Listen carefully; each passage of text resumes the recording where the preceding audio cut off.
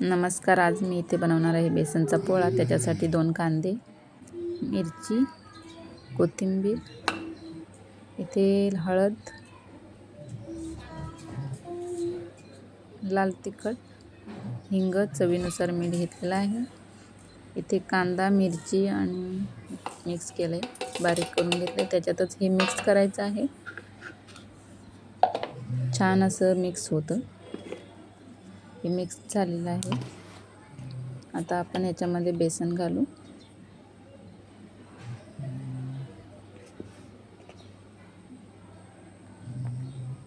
आपल्याला जसं पाहिजे तसं बेसन घालून घ्यायचं, म्हणजे तुम्ही जसं घ्याल त्या हिशोबाने घ्यायचं आहे.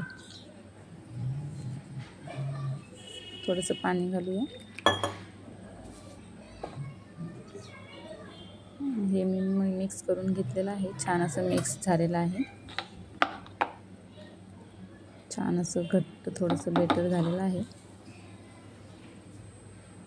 इथे तवा गरम झालाय. 1 चमच तेल घातले.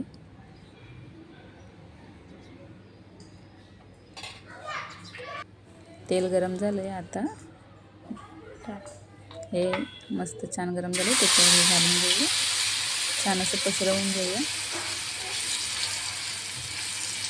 मस्त छान अशी कुरकुरीत पोळा तयार होतो. मस्त असं पसरवून घेतलेलं आहे. परतवून घेऊया. मस्त छान कलर आलेला आहे. थोडंसं दाबून चेपून घ्यायचं.